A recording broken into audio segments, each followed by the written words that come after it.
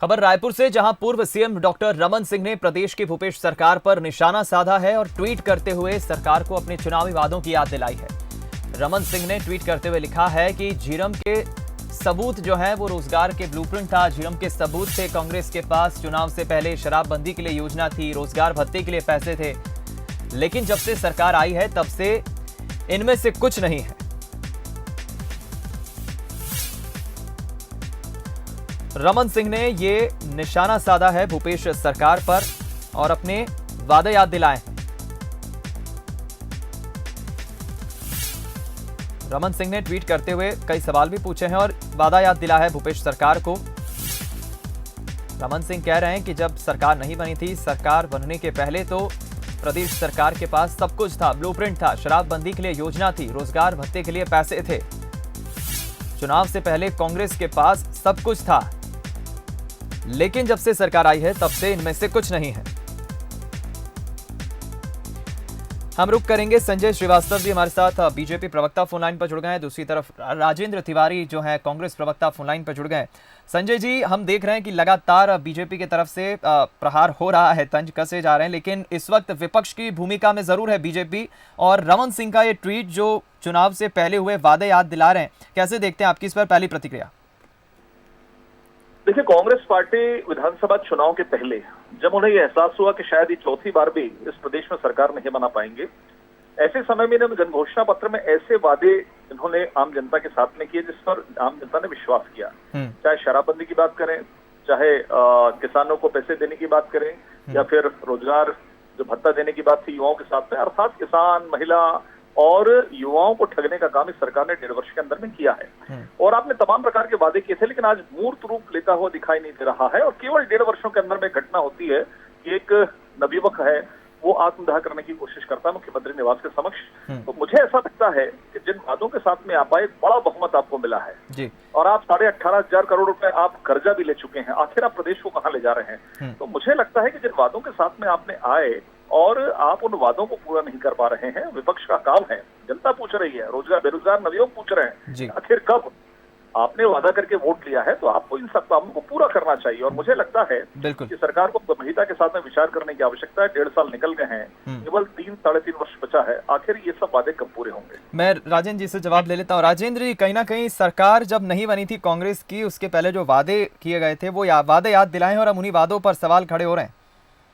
ऐसा है दीपक जी, हमने जो वादा किया उन वादों को पूरी तरह से निभाने की दिशा में हमारे 22 वायदे पूरे हो चुके हैं। 36 वायदे हमने किए थे। अब भारतीय जनता पार्टी के मेरे मित्र जो बोल रहे थे, तो वो एक लोकोक्ति है ना कि अपनी ढिंडोरी देखे नहीं, दूसरे की फुल्ली नहीं आ रहे।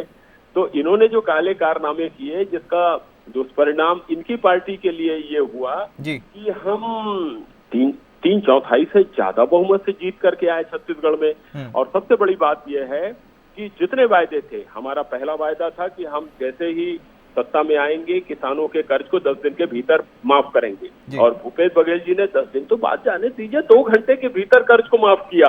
उसके बाद दूसरा हमारा वायदा था 2500 रुपए में धान खरीदी का, तो वो काम हम कर रहे हैं।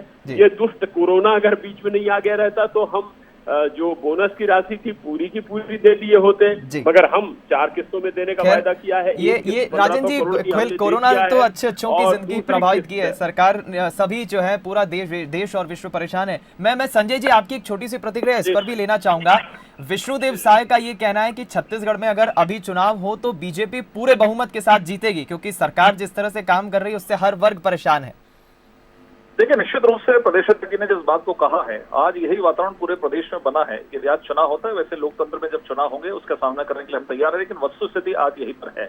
दूसरा विषय ये है कि जो इन्होंने कहा कि जो काम ये कर लिए तो उसके लिए वाहवाही, जो नहीं कर पाए उसमें कोरोना। तीसरा विषय है कि काले कारनामे शब्द का प्रयोग हुआ। 1.5 वर्षों में इतनी शानदार उपलब्धि काले कारनामों की कांग्रेस की सरकार ने की है।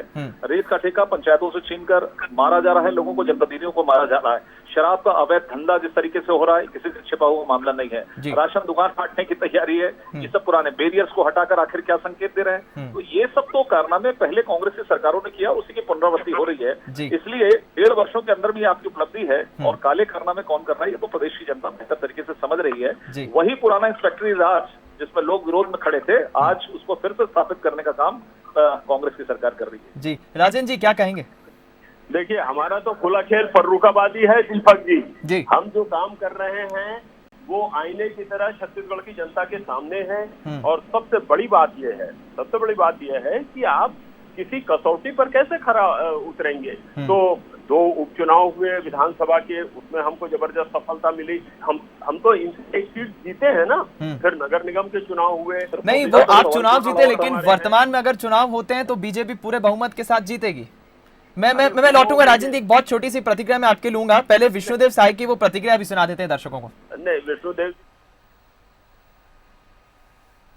हर मामले में फिसड्डी साबित हुई, चाहे वो रोजगार देने की बात हो, बेरोजगारी भत्ता देने की बात हो, या फिर कर्जा माफी की बात हो, या फिर किसानों को धान का कीमत 2500 रुपये देने की बात हो, या शराबबंदी की बात हो। हर मुद्दे में ये सरकार नाकारा साबित हुई। छत्तीसगढ़ की कांग्रेस की सरकार कोविड-19 की लड़ाई में बिल्कुल फिसड्डी साबित हुई है। उनका कोई सकारात्मक कार्यक्रम नहीं है, कोई योजना नहीं है। आज यहाँ पर पर्याप्त मात्रा में चिकित्सीय व्यवस्था भी नहीं करा पा रहे हैं, स्वास्थ्य कर्मियों को पीपीई किट उपलब्ध नहीं करा पा रहे हैं, इसलिए यहाँ पर इलाज भी ठीक से नहीं हो रहा है और चेकअप भी बड़ी संख्या में यहाँ पर नहीं हो पा रहा है। छत्तीसगढ़ की कांग्रेस की सरकार। जी राजन जी, सुना आपने विष्णुदेव साय क्या कह रहे हैं? क्या है, विष्णु जी ट्राइबल नेता है, मैं उनका सम्मान करता हूं, क्योंकि एक राष्ट्रीय पार्टी के प्रदेश अध्यक्ष हैं, मगर अबोध हैं, उनको तथ्यों की जानकारी नहीं है।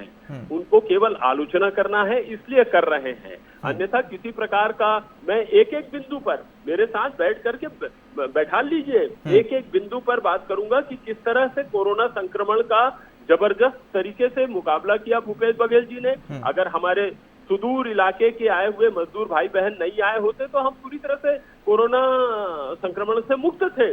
और पूरी जिम्मेदारी के साथ सरकार काम कर रही है। और सबसे बड़ी बात यह है, दीपक जी सुन लीजिए आप, central monitoring for Indian economy का जो नया सर्वे आया है, पूरे देश में 23.5% बेरोजगारी है साहब, मगर छत्तीसगढ़ में केवल 3.4% है। और मैं उदाहरण के साथ में बताना चाहूंगा कि सितंबर 2018 में जब भारतीय जनता पार्टी की सरकार थी, उस समय 22.2% बेरोजगारी थी।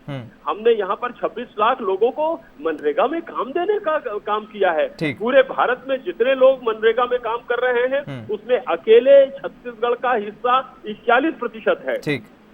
वनोपज की जो खरीदी हुई है 31 वनोपज की, उसमें छत्तीसगढ़ का स्थान नंबर 1 पर है। 73% वनोपज की खरीदी अकेले छत्तीसगढ़ ने किया है। अब भारतीय जनता पार्टी के पास, मैं एक मुद्दे को बताना चालू करूंगा तो आपके पास ये राजन जी चलिए, ये फिर लंबा विषय, हम जरूर इस पर कभी डिबेट करेंगे, क्योंकि फहरिस्त बड़ी लंबी है बीजेपी के आरोपों की। आपके भी दावे अपनी जगह है, हम इस पर कभी और चर्चा करेंगे। बहरहाल आप दोनों का बहुत बहुत धन्यवाद हमसे बातचीत करने के लिए।